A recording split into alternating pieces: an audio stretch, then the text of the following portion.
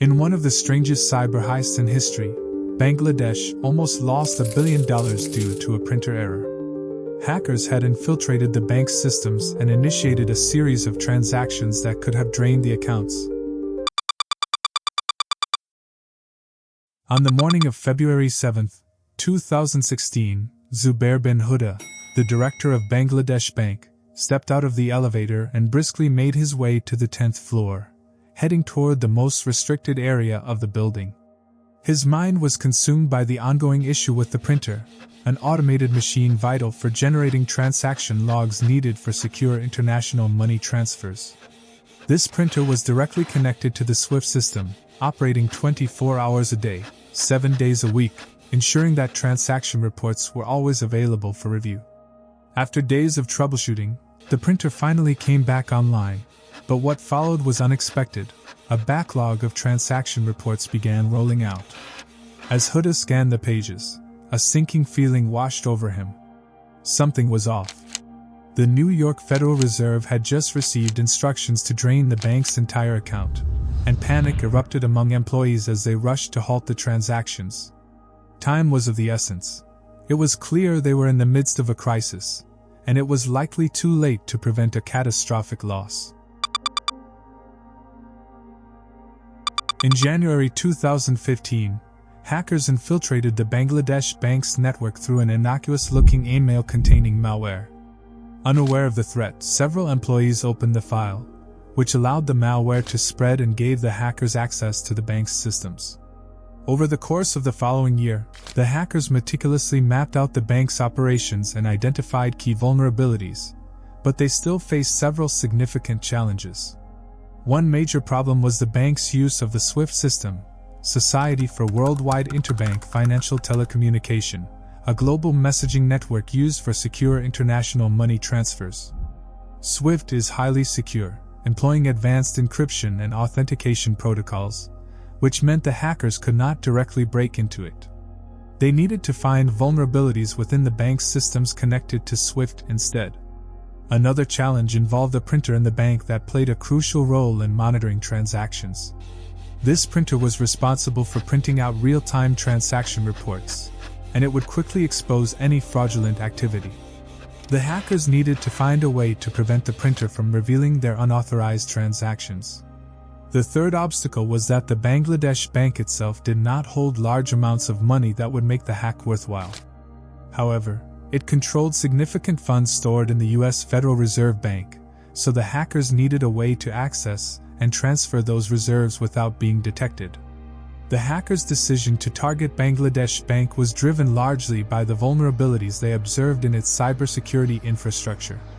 As the central bank of a developing country, Bangladesh Bank's technology and security systems lag behind those of financial institutions in more developed nations.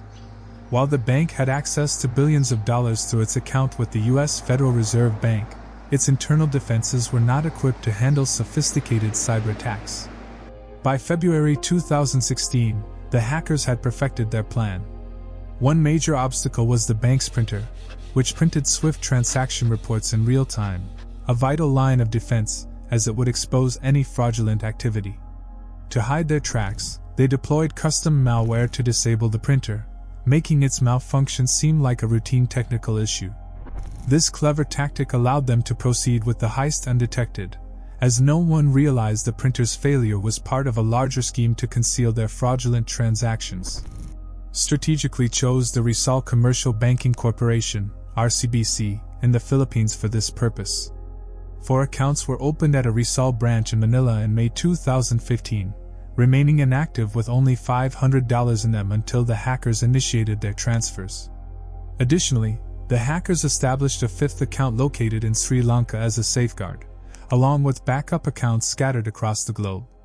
Each of these accounts was prepared to receive millions of dollars, setting the stage for a heist like no one had seen before.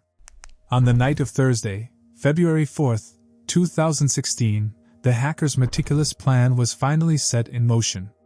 As employees left for the day, the hackers logged onto the computers controlling the SWIFT network and began executing what they had been preparing for over a year.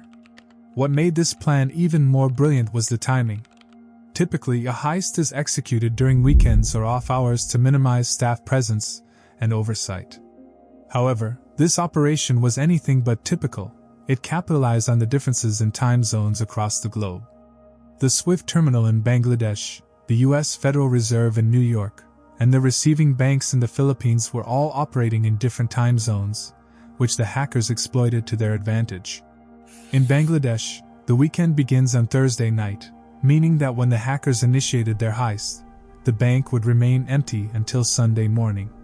This unique timing allowed the hackers to act without immediate oversight or detection, as there would be no staff present to respond to unusual activity. At the same time, in New York, it was Friday morning at approximately 9:36 a.m.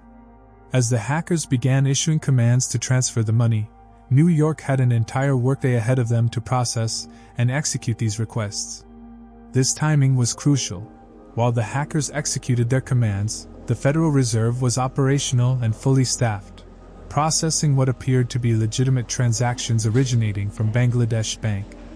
Compounding this advantage was the upcoming Monday, February 8th, which coincided with the Chinese New Year, a bank holiday in the Philippines. This meant that the receiving banks would be closed for the holiday, providing an extended window for the hackers to move the money without immediate detection or intervention. While the Federal Reserve in New York was processing the hackers' requests, the banks in the Philippines would not be operational to question or halt the transactions. As the clock ticked past Thursday night into Friday morning, the Federal Reserve in New York began receiving an influx of SWIFT transaction requests that seemed to originate from the Bangladesh Bank. With surgical precision, the Federal Reserve started processing these transactions, sending $951 million to the hackers' various accounts one by one. The timing of the heist, therefore, was not just a matter of chance. It was a calculated orchestration that took full advantage of international time zones and banking holidays. The hackers had effectively designed a plan that allowed them to operate under the radar, exploiting a weekend in Bangladesh while leveraging a busy workday in New York and a holiday in the Philippines. By the time the Bangladesh bank staff returned to work on Sunday, the hackers had already initiated their escape, having left a trail of confusion and chaos in their wake. At this point, the hackers had effectively tricked the New York Federal Reserve into believing they were legitimate transactions from the Bangladesh bank. They had installed malware that allowed them to log out of the Bangladesh bank's SWIFT network and erase evidence of the crime. However, one crucial piece of physical evidence remained: the printer that constantly churned out reports of all SWIFT transaction activity. On Sunday, Zufar, the bank's director, arrived for work after the weekend and began his day by checking the printer, only to find it empty. Assuming it was just a technical glitch, he continued with his tasks. However, that day would bring much more significant issues. Bangladesh bank employees struggled to access the SWIFT terminal, encountering a flurry of error messages. Among the few messages that weren't errors were 3 inquiries from the New York Federal Reserve questioning nearly $1 billion worth of payment requests. Zufar quickly spiraled into panic. He attempted to contact the Federal Reserve, but it was Saturday in New York, and his frantic calls went unanswered due to the weekend. In desperation, he resorted to sending emails and faxes, calling for a halt to all transactions to prevent further losses. At this point, the employees of Bangladesh Bank shut down their servers and began reaching out to intermediary banks in an attempt to recover the funds. The international banking system's heavy reliance on various intermediary banks complicated matters, causing further confusion as they made calls around the world trying to trace their missing money. Just when it seemed that all hope was lost, fate intervened. By pure coincidence, the automated system in New York flagged 30 transactions for manual review. One of the SWIFT orders included the name of an Iranian shipping vessel blacklisted for evading U.S. sanctions. This coincidence proved disastrous for the hackers, as $870 million worth of transfer requests were now held for human review. Red flags quickly surfaced: an unusually high total, an extraordinary number of payment instructions, and large transfers to private entities instead of legitimate banks. Ultimately, the hackers had attempted 35 transactions, amounting to nearly $1 billion, but only 4 successfully went through. They managed to transfer $81 million into their 4 RCBC bank accounts in the Philippines. The hackers took advantage of the timing, as the RCBC was closed during the Chinese New Year, preventing the Bangladesh bank from halting the transactions. While the hackers celebrated their initial success, they needed to ensure that the stolen money could not be traced back to them. Their next move was to launder the $51 million that remained after a significant portion had been siphoned off. They devised a plan to funnel part of the money into 2 casinos, Solaire and Midas. With $30 million earmarked for Solaire and $20 million for Midas, the hackers exploited the loose money laundering regulations prevalent in Philippine casinos at that time. How the money made its way to the casinos remains unclear, but high rollers typically link their bank accounts to the casinos for easier transfers. Once inside the casinos, the hackers couldn't just cash out and leave without arousing suspicion. Instead, they needed to blend in and buy time, so they requested private gambling rooms known as junkets, where they could play without disturbance. They assured the casino that they intended to spend $10 million there. The junket rooms featured baccarat tables, where players often expect to recover about 90% of their money over time, a perfect opportunity for the hackers to keep most of their stolen cash. They sat in these private rooms, playing with the stolen money, trying to wait it out and figure out a safe way to cash out without raising alarms.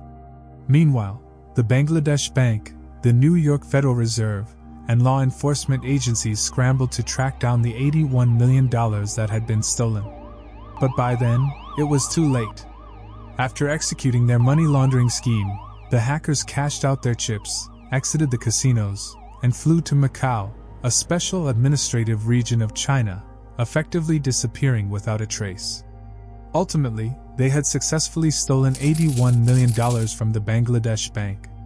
Despite the hackers' best efforts to eliminate all evidence from the bank system, forensic experts were able to analyze the malware. They found similarities to tools and techniques used in other cyber attacks around the world, all pointing toward a North Korean hacking collective known as the Lazarus Group. While it's unusual for a country to hack for monetary gain, this makes sense in the context of geopolitical tensions.